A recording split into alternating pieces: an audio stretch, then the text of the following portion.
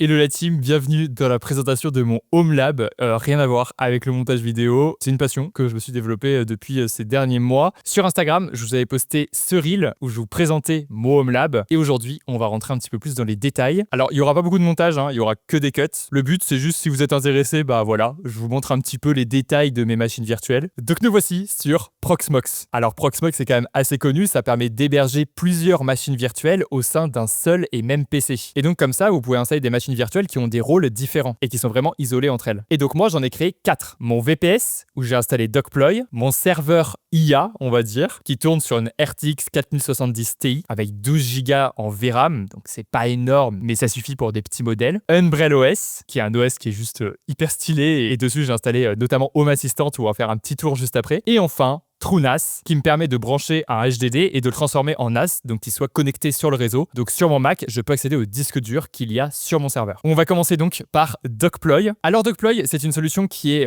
open source, c'est vraiment pour héberger des sites, et donc vous pouvez l'installer sur votre machine et après déployer vos propres sites internet depuis vos liens GitHub par exemple. Et donc moi j'ai tout ça en termes de sites, notamment mon portfolio qui est juste ici avec mon dashboard, ma base de données et mon portfolio. On a aussi N8N par exemple, et ce qui est trop bien avec Dogploy, c'est que du coup, vous créez un projet et dans ce projet, vous pouvez donc créer un service et vous avez des templates. Et ça va répertorier plein de solutions open source installables en un clic, déjà optimisées pour Dogploy. Donc typiquement, si vous tapez N8N, eh bien vous pouvez installer N8N en un clic. Et donc aussi, si on va voir plus en détail, voilà comment se présente une page de projet. Et ce qui est trop cool déjà, c'est que l'interface est vraiment stylée. Elle est simple et pas prise de tête. Je suis pas non plus développeur et expert en développement, donc il y a plein de choses que je maîtrise pas, mais du coup, pour quelqu'un un peu de novice comme moi, mais Dogploy c'est génial et ça permet de déployer vos sites hyper facilement. On va passer à mon serveur IA. Cette machine, c'est la plus lourde, je lui ai accordé 24 Go de RAM, puisque sur mon PC, j'en ai 64, donc c'était assez agréable de dispatcher toute cette RAM parmi mes 4 machines virtuelles. Et donc là, il y en a 24, qui sont d'ailleurs full.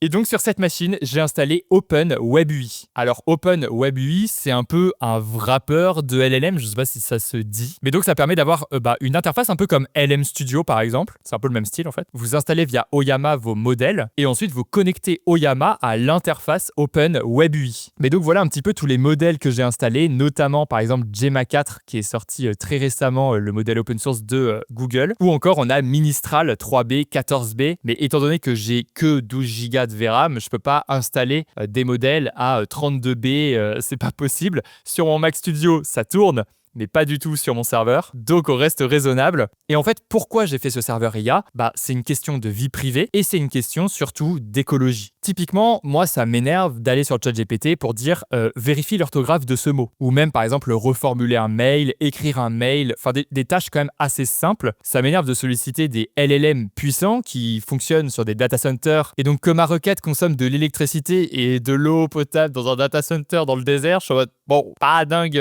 l'histoire. À ma moindre échelle, je me sens moins coupable de poser ces questions-là à l'intérieur de mon serveur. Et puis, d'un point de vue vie privée, en fait, je peux poser des questions personnelles et ça va pas être enregistré ou utilisé pour entraîner des modèles. Donc pour ça, c'est rassurant. Mais en tout cas, OpenWebUI, c'est vraiment très complet. Notamment, on peut aussi faire des dossiers de travail comme on peut faire sur ChatGPT, où on peut en fait assigner un prompt système à un dossier et dans ce dossier, en fait, il aura déjà le prompt en mémoire et donc il va faire des super réponses par rapport au prompt qu'on lui a indiqué. Donc là, je me suis fait un prompt système pour qu'il reformule mes prompts pour une image optimisée pour NanoBanana, qui est le modèle d'image de Google. C'est un outil hyper cool qui est gratuit si vous l'installez sur votre serveur, donc n'hésitez pas si vous en avez la possibilité. Ensuite, on passe à ma machine Umbrel OS. Alors voici le site de Umbrel OS, donc voilà à quoi ça ressemble, c'est hyper sexy, pardon du terme, mais c'est réel, c'est juste hyper beau, et en fait quand je suis tombé sur cette solution-là, juste l'interface, etc., c'est juste magnifique, et même ici, on peut connecter le NAS à Umbrel OS, donc depuis Umbrel OS, j'ai aussi accès à mon NAS, donc ça c'est assez cool. Et surtout, ce qui est trop bien, c'est qu'il y a un store d'applications, avec des applications déjà optimisées pour Umbrel. Quand je vous dis ça, ça va être du Home Assistant,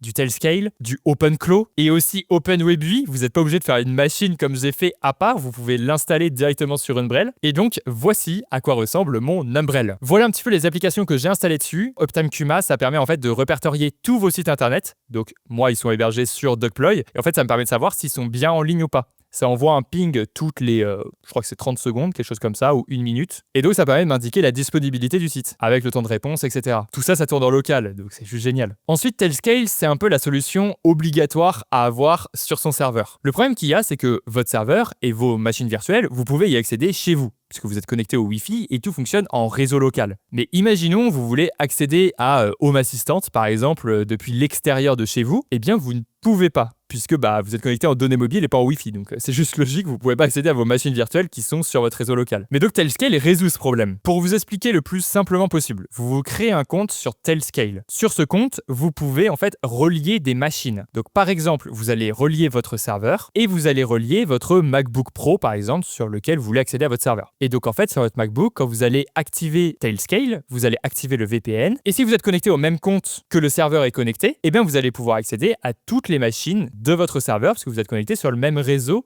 en VPN quoi. Donc c'est juste obligatoire pour accéder à ces machines de l'extérieur. Mais la solution qui est vraiment incroyable, c'est Home Assistant et je me suis découvert une nouvelle passion au-delà du serveur, c'est la domotique. Voilà mon Home Assistant. Et c'est moi, ici, ouais. C'est ma caméra. Au-dessus, on a toutes les lampes de mon appart. Donc, j'en ai 3. Là, ici, c'est les commandes de ma caméra de sécurité. Et ensuite, en dessous, c'est toutes mes automatisations que j'ai faites. Je vais pas rentrer dans les détails de Home Assistant, parce que limite, je pourrais en faire une vidéo. Enfin, j'ai pas fait énormément de trucs, mais j'ai fait des petits trucs, genre, c'est vraiment satisfaisant. Typiquement, le matin, je sors de ma chambre. La caméra détecte qu'il y a une personne dans la pièce. Et donc, ça va allumer mes lumières automatiquement. Pareil, le soir, quand j'appuie sur le petit bouton Action, ça éteint mes lampes, ça met en pause la musique sur Spotify et ça met en veille mon Mac. Ça aussi, c'est trop bien. Voilà, c'est plein de petits trucs comme ça, mais c'est ultra satisfaisant. Bref, donc si vous le souhaitez, mettez-moi en commentaire et je vous ferai une vidéo un petit peu plus détaillée sur mon Home Assistant. Alors ensuite, si on va dans les fichiers, on peut voir que mon TrueNAS local est bien relié. Donc si on va dessus, il y a bien mon projet vidéo avec tous mes trucs. Et donc ça, c'est vraiment le disque dur qu'il y a sur mon serveur. Et ensuite, voici l'App Store d'Umbrel. Comme je vous ai dit, il y a OpenClaw, on peut cliquer dessus et on peut faire installer et ça installe directement OpenClaw en un clic. Et pareil, il y a plein d'applications. Voilà, franchement, vous pouvez vraiment vous amuser à découvrir des applications, les installer, les désinstaller, c'est vraiment trop bien. Donc voilà, un petit peu pour la présentation de mon Umbrel. On va passer à la dernière machine qui est TrueNAS. Alors j'ai équipé mon serveur d'un HDD de 8 Tera et j'ai pas pris de deuxième disque dur pour faire un miroir du premier disque. C'est-à-dire que si un disque dur lâche, le deuxième a quand même les données du premier disque dur sauvegardé. Ça, c'est la grande puissance des NAS et c'est l'intérêt des NAS, en fait, c'est de pouvoir faire ce système-là. Si je ne l'ai pas fait, c'est que en fait, la priorité, c'était surtout avoir de la place. Donc, c'est pour ça que j'ai pris un disque dur de 8 Tera parce que je manquais juste d'espace, en fait. Et je me suis dit, pourquoi pas faire un NAS aussi, voilà. Mais la priorité, c'était pas juste d'avoir une sauvegarde, être sûr que ça soit bien sauvegardé et tout. Parce que je travaille pour des vidéos YouTube, donc quand la vidéo elle est publiée, en fait. Voilà. Donc, voilà, j'ai 8 Tera parce qu'il me fallait de la place, mais à terme, évidemment, ça serait quand même intéressant que je le fasse. Donc voilà pour la présentation de mon serveur. J'espère que cette vidéo vous a plu et si vous avez des questions, n'hésitez pas à me le dire dans les commentaires. Si vous voulez aussi que je détaille des applications, que je détaille, je sais pas, mon Dogploy ou comment j'ai fait tel ou tel truc, même mes automatisations Home Assistant ou quoi, n'hésitez pas à me le dire en commentaire et je vous montrerai tout ça dans une prochaine vidéo. Si vous ne me connaissez pas, je suis monteur vidéo, donc si vous avez besoin, n'hésitez pas à me contacter, le lien est dans la description. Mais ce projet, c'est avant tout du kiff. Je fais ça sur mon temps personnel, au-delà des projets vidéo. C'est un peu ma passion. Et là, j'ai la passion de la domotique maintenant, donc je kiffe trop. On va continuer de faire évoluer un petit peu ce serveur au fur et à mesure des prochaines semaines et des prochains mois. Et sur ce, c'était Arnaud. Je vous dis à très bientôt.